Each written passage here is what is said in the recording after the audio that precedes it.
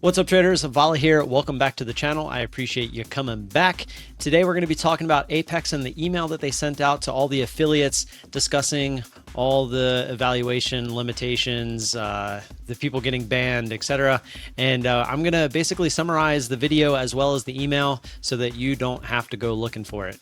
The purpose of it is that John provides an update on Apex Trader Funding's evaluation process and limitations aimed at affiliates to help them address questions from traders in their groups. The content of the video explains why some traders are restricted from adding new simulated evaluation tests, the shift towards live funding in the prop firm industry, and the criteria for transitioning to live accounts. It clarifies the review process and emphasizes Apex's goal of sustainable trader development. The message within the email, the summary of all that, I'm going to kind of break it down into different groups. The first one is going to be the evaluation limitations.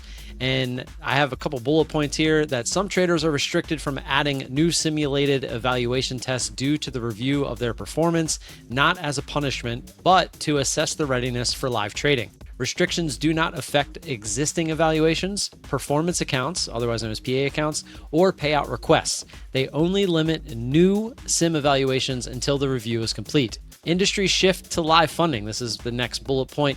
The prop trading industry is moving towards live funding to ensure sustainability, as sim payouts are not backed by real profits and cannot be sustained indefinitely. Apex has offered live funding since 2022, but is now prioritizing it due to the industry changes, faster payout programs, and growing regulatory standards.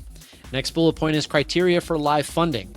The readiness is assessed individually, focusing on discipline, consistency, and risk management, not just payout history or account volume.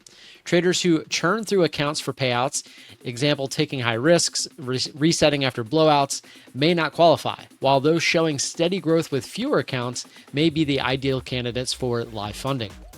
Some traders may need to provide additional details, example being trading systems, marked up charts, to demonstrate a rules-based approach. And he goes over that a lot in the video, basically saying he wants you to basically just prove that you are the one doing exactly what your account shows.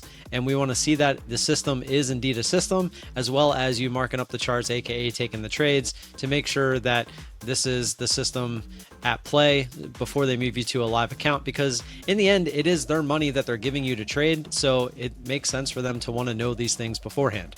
The transition process is my next bullet point. Traders with strong performance, example, consistent growth over a few accounts with minimal volatility, may be invited to live accounts with benefits like no consistency rules, daily withdrawals, and scalability. Those not ready may continue in sim to refine their strategies or face limitations on sim payouts if their approach focuses on exploiting the simulated environment. The next one I got is common questions that are being addressed. Blowing a PA or a live account. Handled case by case, traders may restart in sim, but new PAs or payouts may be capped, with balances potentially being moved to the live accounts. Traders with few accounts. Those with minimal accounts but strong risk management are prime candidates for live trading, as discussed earlier, by benefiting from fewer restrictions and faster progression. It's not a ban. He wanted to make sure that everyone knows that it's not a ban, but that limitation notices, they will signal a review for potential live funding, not a penalty. So he wants you to understand that they're not limiting your evals because they don't want you to trade there anymore or ban you per se, which is what a lot of people are taking this as. They're basically wanting you to focus on the accounts that you do have to prove that your system, your strategy, your risk management is all in line with them wanting to take you to a live account. The current status is that Apex is actively reviewing accounts, inviting some traders to live accounts, allowing others to stay in sim, or requesting further verification for the ones that they think could go to live but are still on sim. The team acknowledges the need for patience during this transition, as it is not something that is all automated, so they're going to have to make sure that they do this correctly. The key takeaways from this is that Apex is aligning with the industry trends by prioritizing live funding to ensure long-term sustainability. The evaluation limitation is a review process to identify traders ready for live accounts.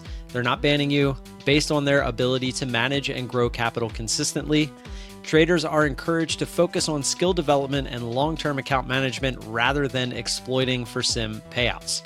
For further details, traders should refer to the Apex official communications or visit their website as provided in the email that he says they're going to send out to everyone at some point.